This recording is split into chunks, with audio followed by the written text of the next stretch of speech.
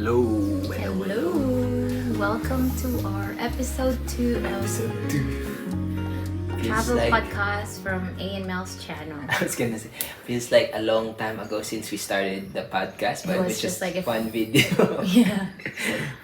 Hello. Which is just recently as well. So hello.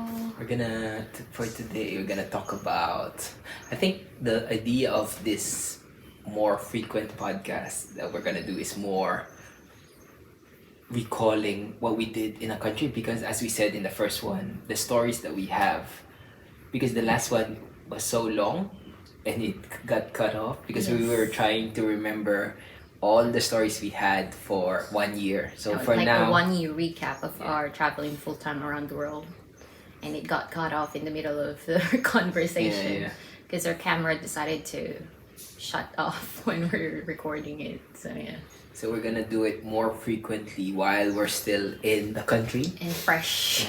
So we're actually experiencing it. So for today's topic, we're gonna talk about Sao Paulo. No, not Sao Paulo. Brazil as a whole. Yeah, we forgot to tell you where we're gonna discuss. So we're currently going to talk about Brazil, because we're currently actually in this country, and everything is still fresh. And the experience is still fresh. So maybe let's kick it off with Sao Paulo. Like, what do you wanna start with? So I guess the first topic would be I think the first time we step out of our Airbnb, I guess, when we went to the famous street, Avenida Paulista. So that's the actual experience that we've actually experienced, both like locally and the food, and how was it going from our Airbnb walking to the Avenida Paulista. So I've noticed I can say, because we're originally from the Philippines, there's a lot of similarities between like how the environment is, the buildings, and like I can't remember the weather, maybe because it's humid. The humidity when we arrive. Can you say it's a bit similar, or it's much hotter in the Philippines? Because when we arrived in Brazil, it was almost at the end of winter, at the end of winter. So I would say during times when it was actually pretty hot, it is similar to the Philippines, but the only difference is in the Philippines there is no such thing as winter. In the Philippines, it's like 24 hours, 7 days a week, 12 months a year. Well, there is rainy seasons. It get but they a don't. bit cooler. There's no winter in the Philippines, so the winter there was pretty cold when I was. Because we arrived, it's freaking hot, and then after a few days, it suddenly went on winter mode in Sao Paulo.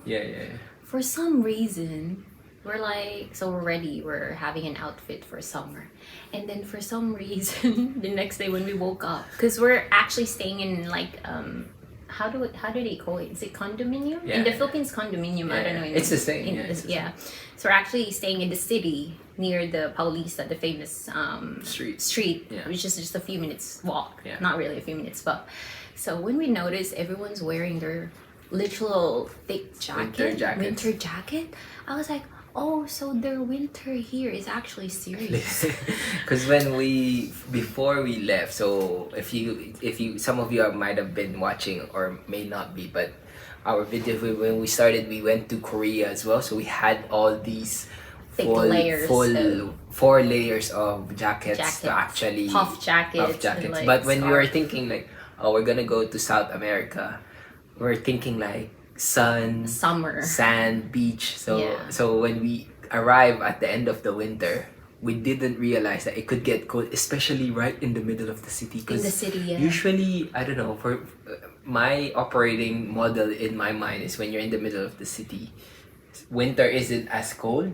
But what you were saying, it was really serious the way they were wearing like really thick jackets and clothes. maybe because when you've known Brazil for the country being famous with their like summer, like you know how they experience the Rio If you de Google- Janeiro, yeah. like it's like The tropical. January, Everyone's gonna be at the beach, Yeah, yeah. experiencing sand and sunshine, and Yeah. then you stayed in Sao Paulo, and Yeah. you're just like in the middle of the city, and it's freaking cold Yeah, out of yeah. nowhere. It's So, it's yeah. a weird experience when you It have is. this notion. You're expecting Something in your, your head, and then you land in the middle of the city. And Sao Paulo is actually huge. We that were city. actually saying that the city actually felt more like Gotham City. Gotham, yeah, at night. Because the lights, And the the clouds, vandalism, the graffiti, everywhere, yeah. the vibes.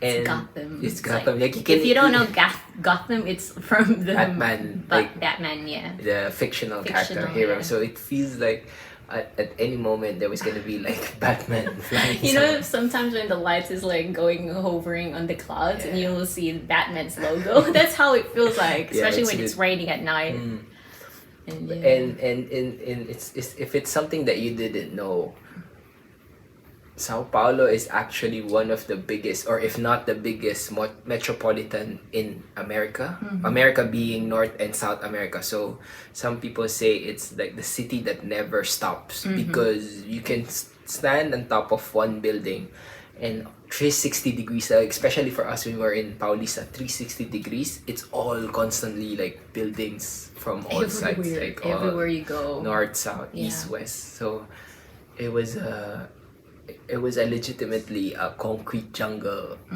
because it was a city that never stopped. So I don't think anyone can actually explore the whole thing, like the whole city. And not all the parts of Brazil is pretty safe as well. So Especially for us, like we're not from Brazil, Yeah, so yeah. we're like trying to mingle our way out. but So it was like there are places that are relatively safe as well, but if you do look up online, there's some negative press about it as well. So you gotta make sure you do your research. Don't randomly Just walk around. walk around like I'm in Paulista or different parts of Sao Paulo, and then you just walk around different favelas or things like that and start video. So you gotta you gotta be informed where Yeah. you're going there. So yeah. Where did we went when we studied in Sao Paulo? What's the places? Because I think we didn't really explore Sao Paulo that much for some So reason. we did spend a lot of time in Paulista, so Like the actual Avenida area. Paulista, Avenida, that yeah. that main area. We did also, so this is something very interesting as well.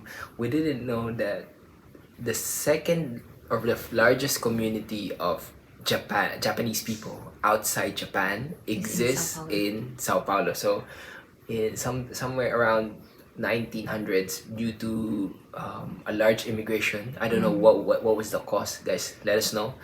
But a lot of the Japanese people actually start moving into Sao Paulo. So there is a station there Yeah. called Japao Liberdade, Japao Liberdade. where everything is like Japanese, almost like Japanese. So the people there are originally from Japan, but they're all Brazilians now. So yeah, you they're don't call them like you don't Japanese. you don't call them 'Cause they're Japanese. You Brazilian, don't call them Japanese Brazilian. They're just Brazilian. But from their ethnic background, you can tell that they're from Japan, and Yeah. also even the architecture, the food, the culture. You can see. You can see it. So there's one video that we actually explored, Yeah. Japao. So Japao, they call it Japao. Yeah. Japao Liberdade. And then we had like sushi. Yeah, we actually went to the restaurant that they're serving sushi, and imagine eating combined with Brazilians meat. Oh, it's the best. Yeah, We were like struggling to finish it because we thought the portion is just gonna be small, but then they're serving it pretty like a lot for the two of us. So we're Yeah. struggling to finish it. And then I think Liberdade is not really it's not pure Japanese now. There's a lot of influence from different Asian countries like Chinese, Thai, so they're Korean, so there's a lot of variety of Asians there now. So that's like their Asia town. Asia town, yeah. It's like Asian town, yeah.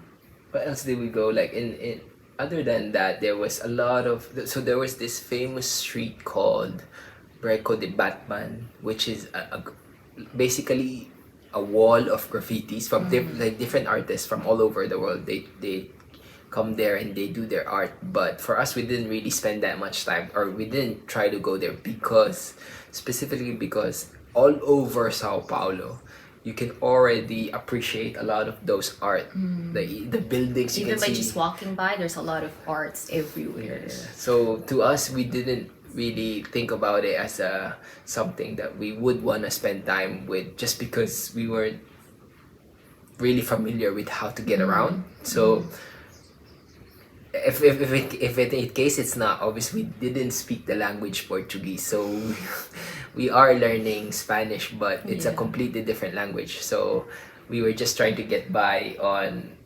simple words, Spanish words that. Remember, we were talking to the immigration officer, and she's like, "So how are you gonna talk there?" And we said Spanish. Why did she say good luck on talking to? Because it's completely different. There are words that are from sounds like a bit like Spanish. A bit like Spanish, because Spain and Portugal there's a lot of history there, and it is next to each other. But I don't think you can get away living here just learning by speaking Spanish. But something is surprising for us is a lot of the Portuguese people or the Brazilians also do know how to speak Spanish, right? Yeah, they're actually really good. Yeah. But I think, because it's actually not easy to live in a country where you don't speak their local language. But the thing is, I was actually surprised how warm and welcoming the Brazilians are. Maybe that's why that changes the whole concept of how hard their language is. Because even if you don't understand it, they're gonna try their best to help you out. They're not like, you can see someone when you're talking to them and they don't really like to help you out. Like, are you kidding me? You're not even talking local. You can see it in their eyes. But here in Brazil, they do understand if you can't speak Portuguese, they're gonna still try to talk to you and like, let's talk and try to figure things out without judgment, because you can see their facial expressions and stuff. And so that's what I've noticed. So I think let's make it more concrete. In this is in Paris, France, because we went to Paris, France before, and Paris is also notorious with this. Like, because a lot of tourists there as well. So the people there are expecting you to speak, like, at least know French. Well, which is like I can understand as well, like at least understand some basic phrases. So, and they do show you their frustration when you can't even understand, like, how to say hello or how are you, things like that. So I can empathize with them, like, because there is always a fluctuation of, like, a flux of tourists, not fluctuation but a flux of tourists every day. And it can get tiring for them, especially because when we went to New York, like, so many tourists.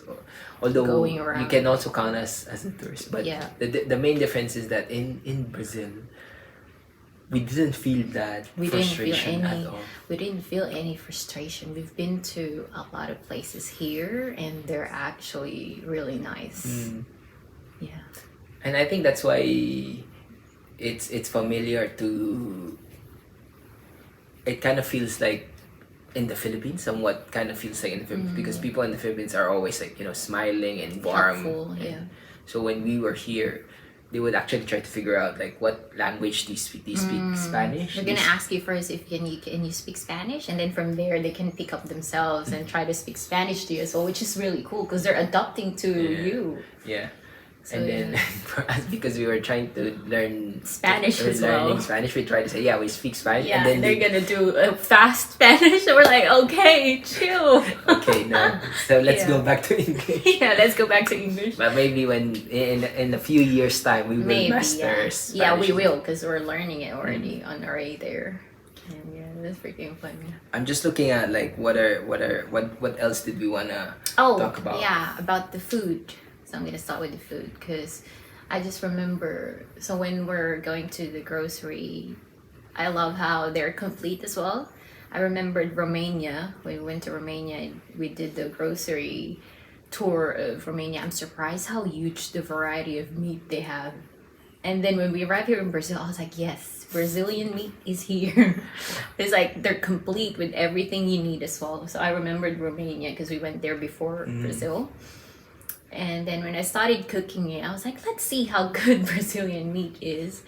And then when I cook it, we tasted it. I was like, it is good. It's really juicy and like the meat, it's like thick and like filling. So, and, something I noticed is that, so the main taste that is adamant here or very obvious here is the sweet and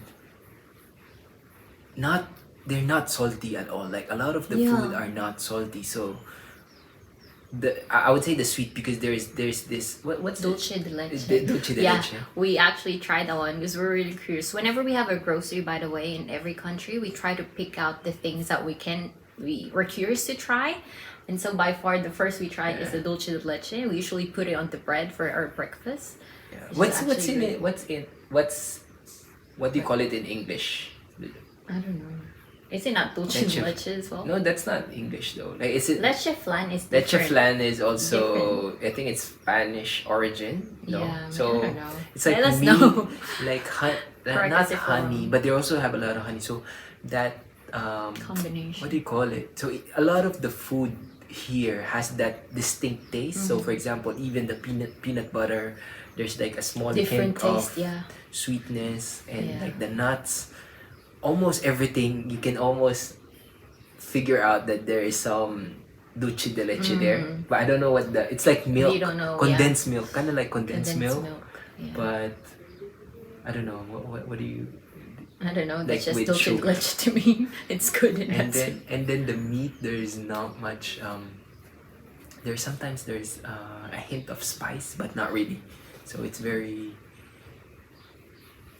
I would say the Brazilian meat is something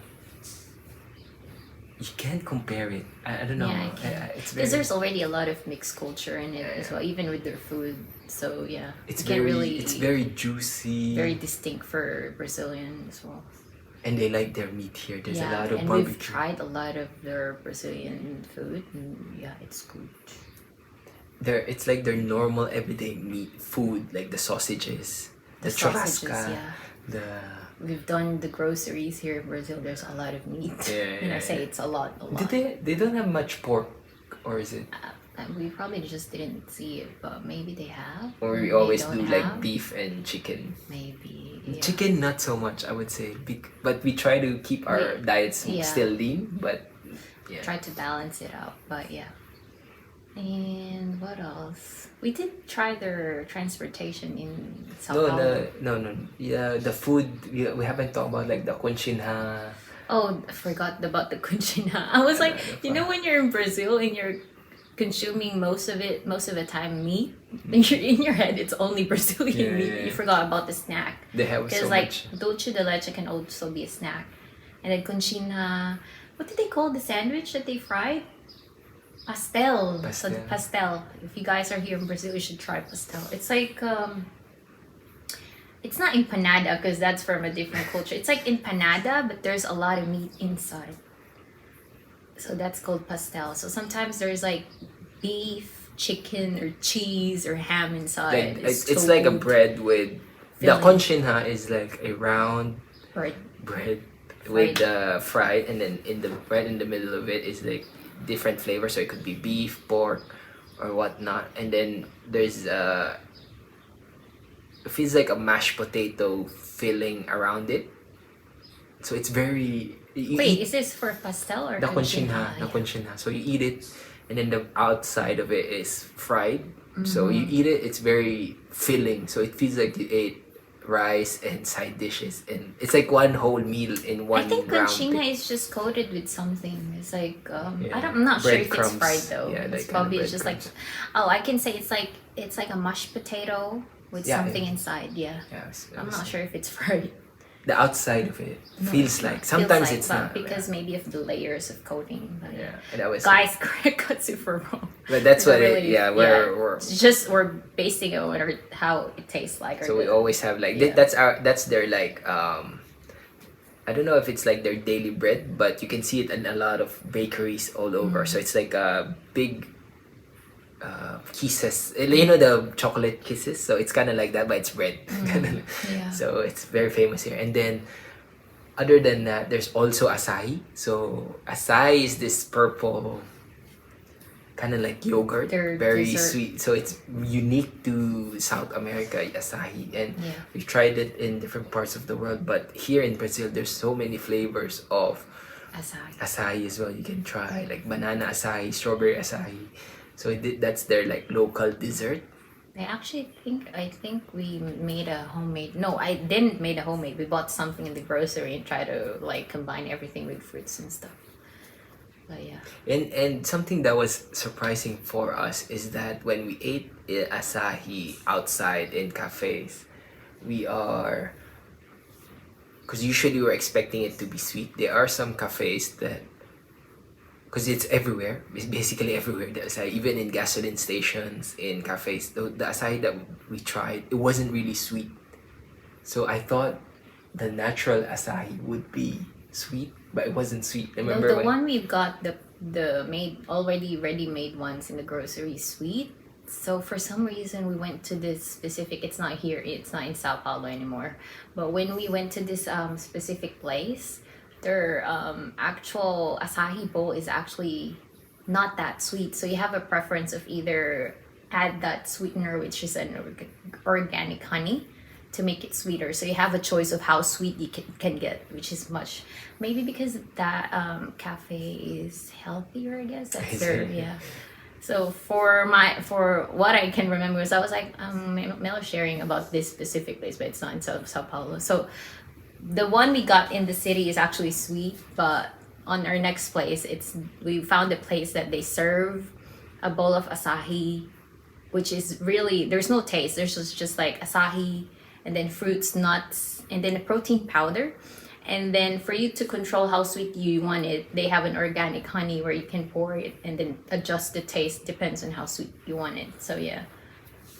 Correct us if we're wrong as well, so we're not really sure about the acai. Which one's right? The bitter, the one with you can control the sweetness, or the one with really sweet ones. So yeah. But yeah, with you, when you're in Brazil, or in Brazil in general, like these are the food, like it's not just in Sao Paulo, it's also like in Florianopolis. So we're kind of mixing everything together because as a whole, when you're in Brazil, there's a lot of acai. So you kind of try different variations. I think there might be different variations per locations, but And I've noticed there's a lot of reviews as well on different areas. So they find sometimes when they are expecting acai to be sweet, and then they went into this cafe or acai place, and then they go, oh, this acai is bitter, there's no taste or anything. So yeah, make sure to really. try different ones. And I think the main famous one might be the oak berry, but I don't know, Yeah, because oakberry, we have it in Sydney because as well. they have it in Sydney. That's the only, I think that's the most frequent brand overseas, but in Brazil, Maybe, yeah. in Brazil, it's different, all different. And then I guess like one final thing I wanted to talk about the food in Brazil is the how they eat it here in like the buffets. So usually you would see a lot of restaurants that have a la carte or free buffet, libre buffet. What it means is that when you come in, you get like a, maybe not everywhere, but you get a card to actually say this is your card, and then what happens is you just grab some food everywhere, like you pick anywhere. It's like a buffet style, and then they weigh it in the like a weighing scale, so you can grab as much meat as you can. So you can either go for a la carte, which is you pay per 100 grams of food that you get, or just libre, which is free for all kind of. And there's a specific amount of time. Yeah, so that was something that was very interesting for us, like in Brazil as a whole, because at the beginning we were kind of intimidated, like how do we order How food? do we process this? How do we pay? Like how do we? So yeah, you're still. That's the thing when you're traveling, you don't know what you're doing yet, so you need to adjust and learn all these things as well. So when we first tried it, it was like, oh, why haven't we been eating these kinds of restaurant? But you can see a lot of this system in different places, a lot of places here in Brazil. So even just the canteens or normal restaurants, they do like buffet style barbecue or churrasco kind of vibe. So yeah, I think that's it for the food. Like, Yeah, let's proceed to the public transportation. How's the Sao Paulo public transportation? And by the way, guys, the half of the time we're staying in Sao Paulo, we're both sick. I got the flu maybe because of the weather drastically changing when we arrived. It's freaking hot when we went to Sao Paulista, and then the next day it's freaking cold. Maybe our body is adjusting to it. And because of our previous travels, which is really fast, from America to this country, jumping into only a variety of time, probably that cat caught us in, like, our body is trying to keep up with it. I think one thing to something we learned as we maybe that's why we weren't able to go around Sao Paulo because of that. So, something we learned as we keep traveling is that we gotta be more conscious about the season that we're coming into, because now, yeah, as April said, like when we were going to from one country to another, if you don't know, like if you're in winter and then you jump into summer, like right in the middle of summer, and like for example, when we came here, we didn't know it was like almost still winter, so we threw away all our winter clothes. We weren't prepared, and then we only left we only keep the jacket that we got, which is one only. Or like, what are the chances that it's gonna get cold in Brazil? Well, it did, and we got flu from that for almost 2 weeks because it keeps on going back and forth between us, because we're together. And so most of the time in Sao Paulo we're just inside. So we weren't really able to explore the outside that much. I just wanted to recall when we were in Vietnam. It was also like the heat, like right in the smack of the hottest summer. Usually that's why I was like, you hear a lot of people coming into Vietnam, and I know this is completely different, but I just wanted to give the advice on how you should actually figure out the season. Cause when we came to Brazil, it was winter, and in Vietnam we didn't think about how hot could it be, like coming into Vietnam. But then we were there, we got like so many intense migraines and heat, what do you call it, because there were so many intense heat wave that it was also really, it was really really bad, and there wasn't really people around. So we were wondering, like, where is everyone, where are the tourists, or where are the other people that are actually coming here? And we learned later on that nobody comes during this time because of the heat. So I digress about the topic, but it's something just to think about when you're traveling around. So let's go back to the transportation. How was your public transportation experience when we're buying a ticket? What did we found out? So that was interesting, because usually a lot of the places here in Brazil you can pay for via card.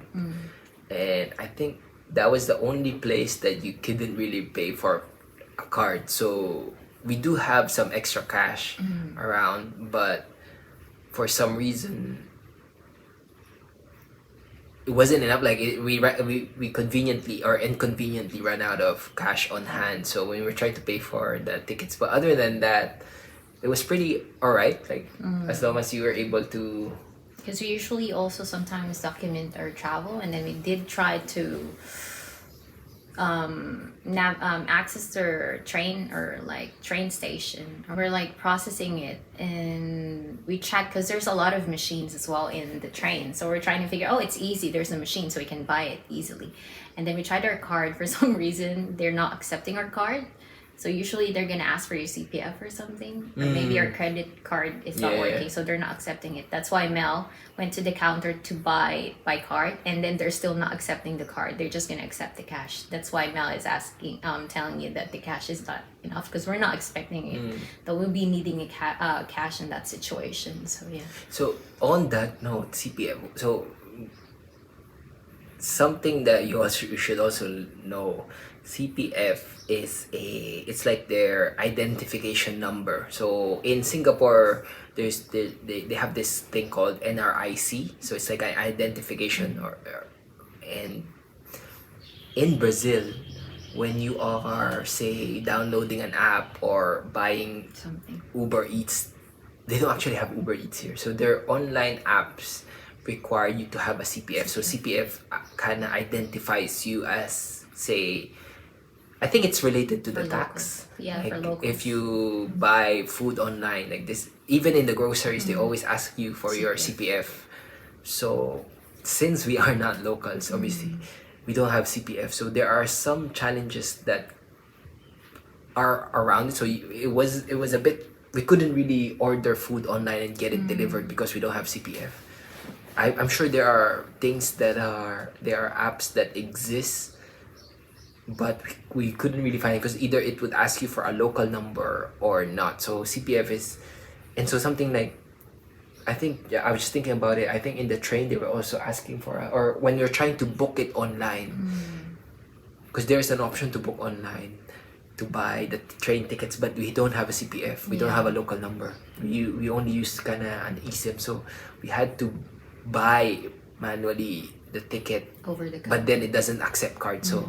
So that way that was why it started from trying to figure it out online and then try to pay for it by a credit card, and then now we learned that it needed to be cash. And then there's not much ATMs in the city as well. It's not, you have to go to, I think, the malls, but they're not really close to each other. Nearby, there's no ATMs scattered everywhere, so there's very few in between. So we had, before we could even ride the train, we need to withdraw. We had to look for a place to actually withdraw money because we don't have CPF, because we don't have a credit card. And debit card is the only thing that's working on the machine thing. I think the card. I don't remember. I can't really remember, but yeah, that's just how we process it. It ended up us paying it by cash over the counter.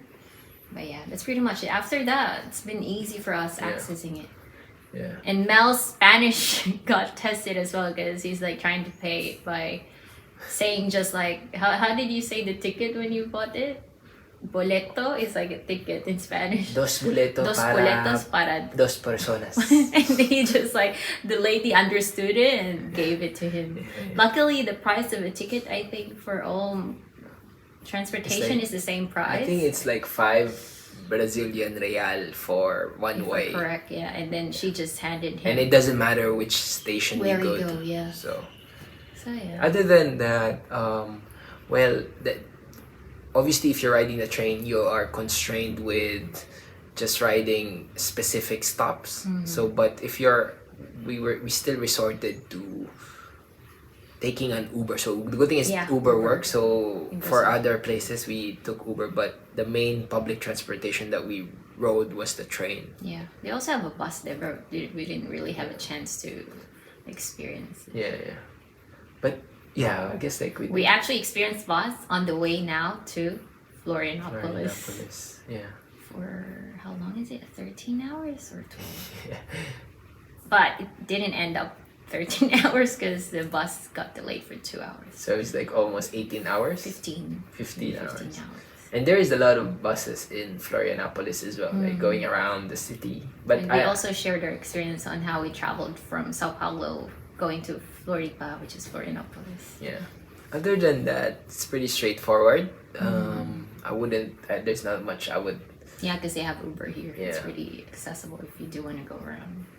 Yeah, it's not really that hard. I guess moving on, let's talk about like the tourist spots that are very distinct in Brazil, like both Sao Paulo and Florianopolis. No, after Sao Paulo, we can jump into Florianopolis, so we can discuss how Florianopolis is now. Okay. Because I talk about the bus, so might as well jump into it because Sao Paulo is already done. Yeah. So now we're gonna talk about how I was like really surprised of Florianopolis.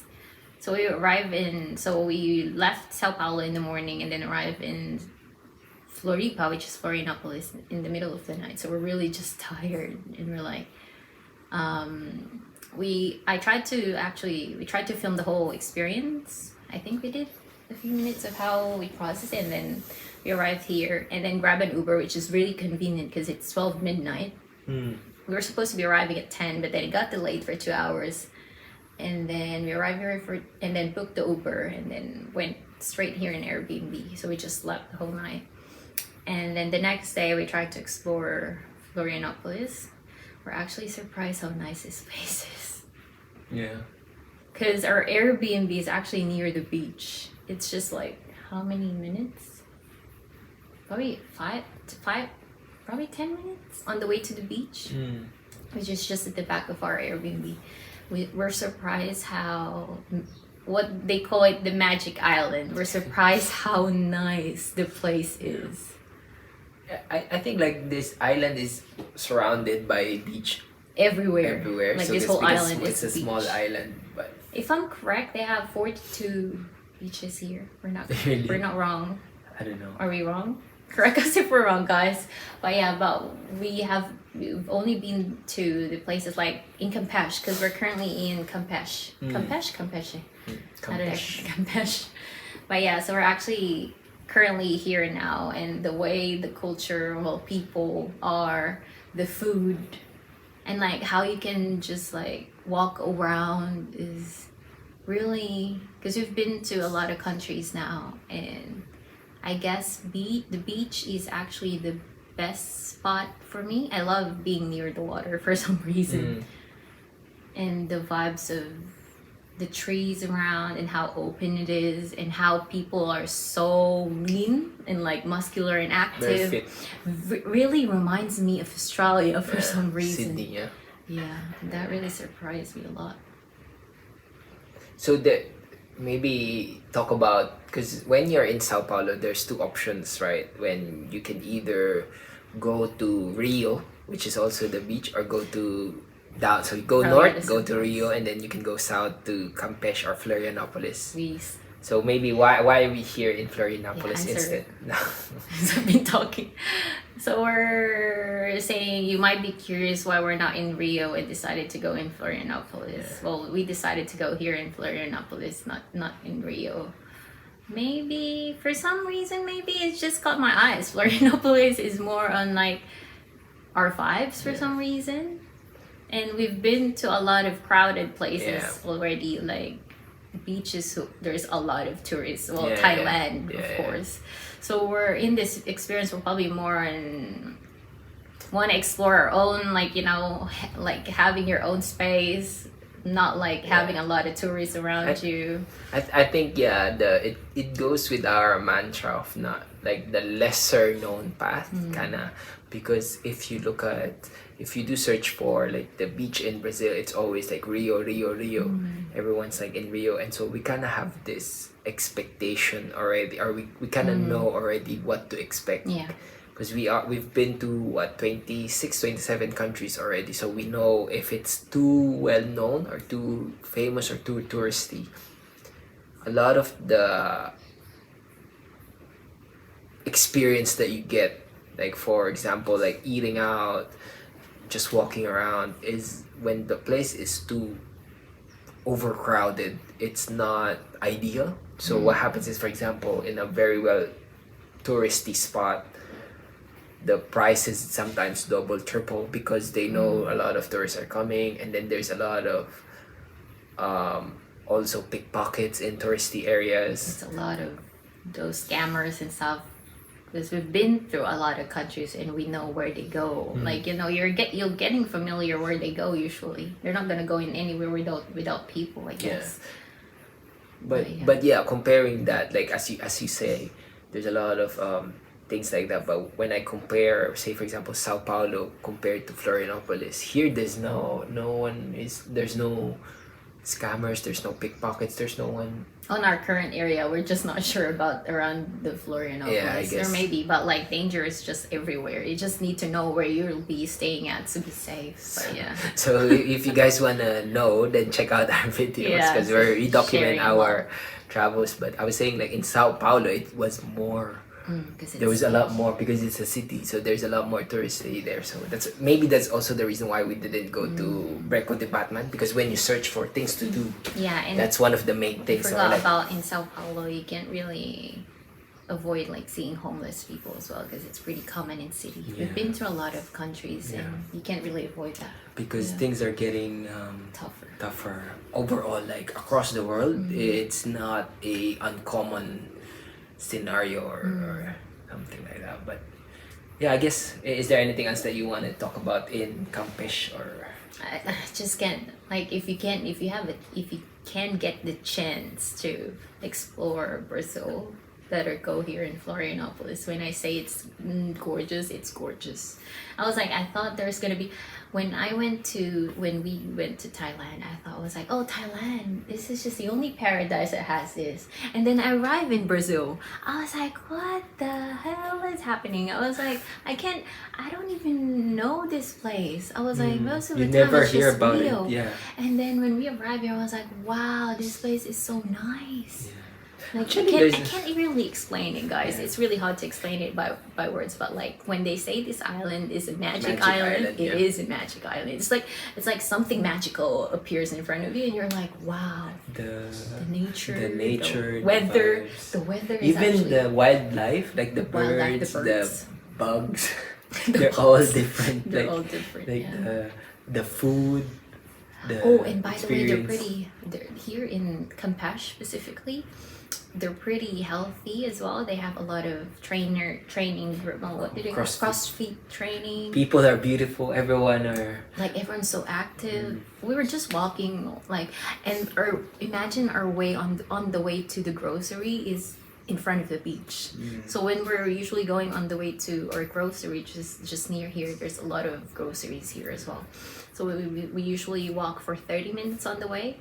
So instead of us walking on the road, we're gonna walk on the beach on the way to grocery, which is we haven't done in any country. Imagine having Going to the beach. grocery, And walking by the Walking beach. by the Everyone's beach. like sunbathing. everyone's sunbathing, doing their Brazilian jiu-jitsu There's training. father and son. The father and son were just like walking around. They're pretty active, playing sports, different And sports. Football, is it football? You call it soccer. It's like volleyball, but they Volleyball, use yeah. their foot. I don't know. They're really active here. And And the water, what do they call it? The sport. windsurfing. Windsurfing. Yeah. Guys, they're windsurfing here in They're Campeche. It's next level. The next level. When the weather is bad, we're like, even if the weather is bad and it's not raining, we usually still walk on the beach. We're surprised how many people are actually windsurfing. It's like 20 of them Yeah. floating around everywhere. I was like, wow, these people are really active, surfing, swimming, even if the water is cold. I think even for us, when we almost every day or every other day, if we get a chance, we always go to the beach because it's very accessible and very near. So, and it's so nice. And it wouldn't be a surprise if you see someone walking by the street like wearing just their bikinis or Yeah, just their really swimwear. comfortable. Yeah. So it's very safe overall. So I guess like wrapping up, like what is your last thoughts on like Brazil, and would you come back? Like what's your overall rating? I think, wrap it up, Brazil is by far my favorite country now. Really? Yeah, my favorite, because We just did the last podcast. I know. And now I was like, I guess I love Brazil. And now I get it why people say I want to go to Brazil, because I have a lot of friends in Australia. They come from a different country as well. They're from Europe, they're from Australia, they're born and raised in Australia, but they're really curious in what Brazil is. Yeah. And they keep on saying, oh, my dream is to go in Brazil Yeah. someday. Or I'm planning on going to Brazil. I was like, what's in Brazil that they're really curious to check out? Now that I'm here, I was like, I get it. Yeah. I just get it. The Yeah. people, the food, Yeah, everything. their nature, Yeah. the beach. What else can you not like in Brazil? Yeah. So now I was like, yeah, I guess I agree now. But yeah, I guess if you say like, if I'm gonna come back here, yes, I'm gonna come back here, because there's a lot of places you still need We to haven't explore. gone to Rio We yet. haven't gone, 'cause we were actually surprised how huge Brazil is and how much you can do in this place. Mm. And yeah.